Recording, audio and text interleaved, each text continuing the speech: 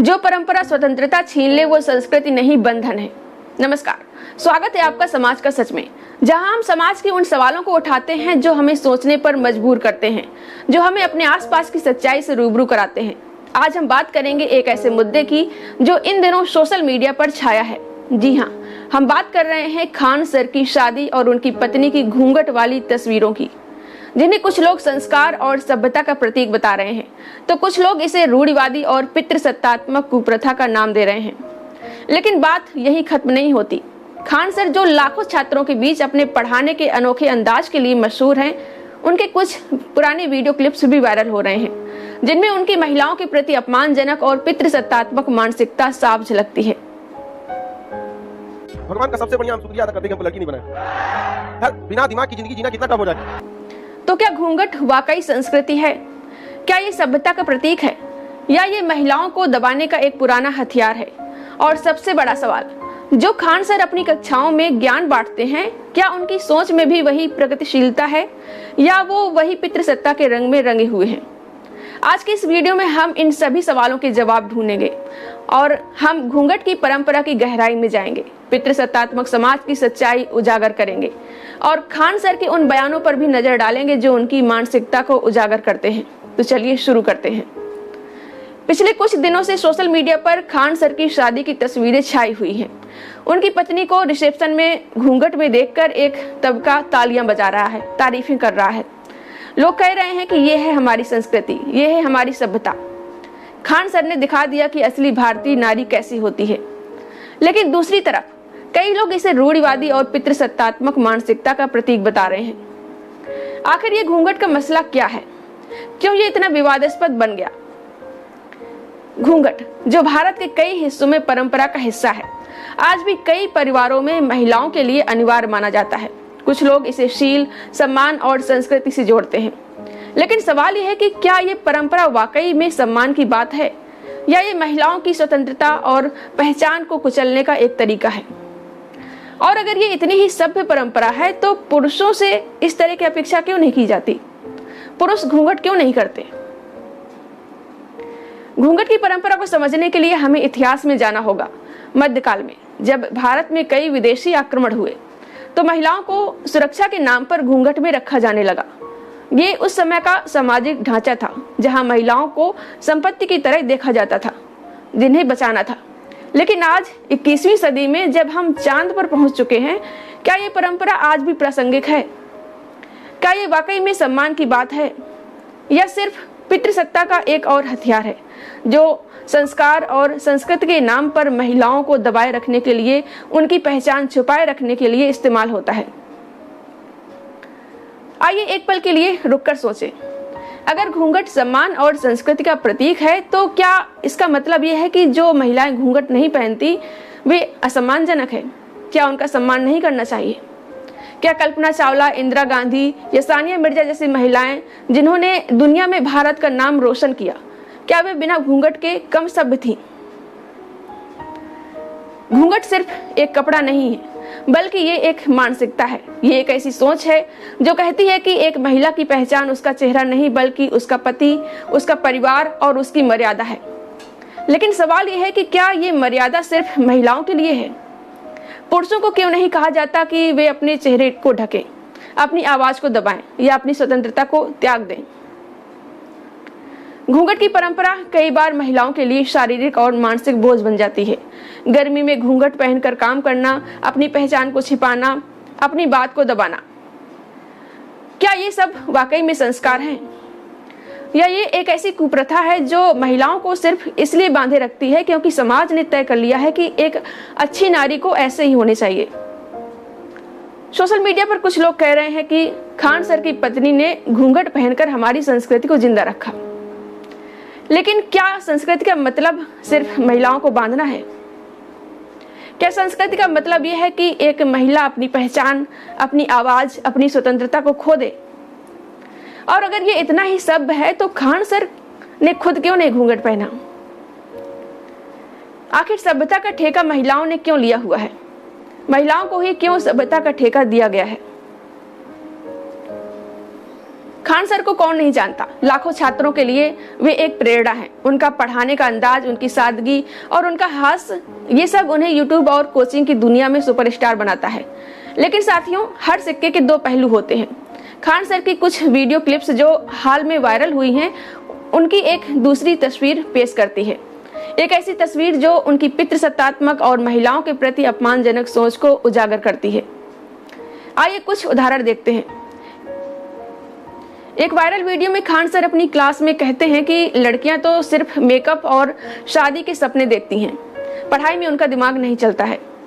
इस बयान में न सिर्फ महिलाओं की बुद्धिमत्ता का मजाक उड़ाया गया है, बल्कि ये भी दिखाया गया है कि उनकी सोच में एक महिला की प्राथमिकता सिर्फ शादी और सौंदर्य तक सीमित है। और एक वीडियो में खान सर ने एक छात्रा को टारगेट करते हुए कहा कि तुम तो बस मोबाइल में लगी रहती हो, शादी के बाद सास ससुर को भी यही दिखाओगी। यहाँ न सिर्फ छात्रा का अपमान किया गया, बल्कि ये भी जताया गया कि एक महिला की जिंदगी सिर्फ शादी और परिवार तक सीमित है। नैहर में कुछ काम करेगी, बाथरूम साफ करेगी, नाली साफ करेगी, नैहर में भैंस का गोबर उठाएगी, लेकिन जब ब्याह करके ससुराल में आएगी तो नौटंकी। ओ माय गॉड, ये झाड़ू है, झाड़ू झाड़ू से क्या होता। ये बयान छोटी मोटी बात नहीं है, ये उस मानसिकता को दर्शाते हैं जो महिलाओं को दोयम दर्जे का मानती हैं। खान सर जो लाखों युवाओं को पढ़ाते हैं, अगर ऐसी सोच रखते हैं तो ये कितना खतरनाक है। उनके ये बयान न सिर्फ उनकी मानसिकता को उजागर करते हैं, बल्कि ये भी दिखाते हैं कि कैसे पितृसत्तात्मक सोच हमारे समाज की जड़ों में बसी हुई है। पितृसत्ता कोई नया शब्द नहीं है, ये वो व्यवस्था है जो सदियों से समाज में पुरुषों को महिलाओं से ऊपर रखती है। ये वो सोच है जो कहती है कि पुरुष का काम बाहर की दुनिया को संभालना है और महिलाओं का काम घर और परिवार तक सीमित है। घूंघट, सती प्रथा या दहेज जैसी कुप्रथाएं इसी पितृसत्तात्मक सोच की देन है। लेकिन आज का भारत बदल रहा है। आज लड़कियां अंतरिक्ष में जा रही हैं, खेल के मैदान में मेडल जीत रही हैं और कॉर्पोरेट बोर्ड रूम में लीडरशिप कर रही हैं। फिर भी कुछ लोग हमें उसी पुरानी सोच में वापस ले जाना चाहते हैं। खान सर जैसे लोग जो अपनी क्लास में लाखों युवाओं को प्रभावित करते हैं, अगर ऐसी रूढ़िवादी सोच को बढ़ावा देंगे तो हमारा समाज कैसे आगे बढ़ेगा, सोचिए। पितृसत्ता सिर्फ पुरुषों की नहीं, बल्कि समाज की सामूहिक सोच की समस्या है। जब हम घूंघट को संस्कार कहकर उसका महिमा मंडन करते हैं तो हम अनजाने में उसी पितृसत्ता को मजबूत करते हैं जो महिलाओं को उनकी स्वतंत्रता, उनकी आवाज और उनकी पहचान से वंचित करती है। अब कुछ लोग कह सकते हैं कि अरे खान सर तो मजाक में ऐसा बोलते हैं या उनके बयान को गलत समझा गया है। लेकिन साथियों, मजाक की भी एक सीमा होनी चाहिए। जब आप लाखों लोगों के सामने एक खास जेंडर को टारगेट करके अपमानजनक बात करते हैं तो ये मजाक नहीं, बल्कि एक खतरनाक मानसिकता का प्रचार होता है। एक शिक्षक की जिम्मेदारी सिर्फ किताबी ज्ञान देना नहीं है, एक शिक्षक समाज को दिशा देता है। अगर खान सर जैसे प्रभावशाली व्यक्ति अपनी कक्षाओं में ऐसी सोच को बढ़ावा देंगे तो उनके छात्र छात्राएं जो उन्हें रोल मॉडल मानते हैं क्या सीखेंगे? क्या यही सोचेंगे कि महिलाएं सिर्फ शादी और घर तक सीमित हैं? साथियों, समय बदल रहा है। हमें घूंघट जैसी कुप्रथाओं को संस्कृति के नाम पर महिमा मंडन करने के बजाय उन्हें चुनौती देनी होगी। हमें ये समझना होगा कि सच्ची संस्कृति वो है जो हर इंसान को बराबर का सम्मान दे, चाहे वो पुरुष हो या महिला। खान सर जैसे लोगों को भी अपनी जिम्मेदारी समझनी होगी। अगर आप लाखों लोगों को प्रभावित करते हैं तो आपकी हर बात, हर मजाक, हर टिप्पणी मायने रखती है। हमें ऐसी सोच को बढ़ावा देना होगा जो महिलाओं को उनकी पूरी क्षमता के साथ जीने का मौका दे, ना कि उन्हें घूंघट, बुर्के या दूसरी कुरीतियों के पीछे छिपने के लिए मजबूर करे। हमें एक ऐसे समाज की ओर बढ़ना होगा जहां महिलाओं को उनकी पहचान, उनकी आवाज और उनकी स्वतंत्रता का सम्मान हो। घूंघट कोई संस्कृति नहीं, बल्कि एक पुरानी सोच है जो आज के भारत में प्रासंगिक बिल्कुल भी नहीं होनी चाहिए। और हाँ, खान सर वाकई में अगर प्रगतिशील बनना चाहते हैं तो उन्हें अपनी सोच को बदलना होगा। उनके बयानों में महिलाओं के लिए सम्मान दिखना चाहिए, ना कि अपमान। अब कुछ लोग कह सकते हैं कि अरे ये शादी का टाइम है तो वो दुल्हन बनी है, इसलिए कुछ समय के लिए घूंघट की परंपरा का पालन कर रही हैं। रोज हमेशा थोड़े ना घूंघट में रहेंगी। तो यहाँ सवाल बनता है कि क्या शादी के वक्त किसी खास मौके पर घूंघट जैसी कुप्रथा को निभाना जरूरी है? क्या घूंघट करने से समाज में क्या संदेश जाएगा? क्या इससे समाज व महिलाओं के लिए अच्छा संदेश जाएगा? जवाब है नहीं।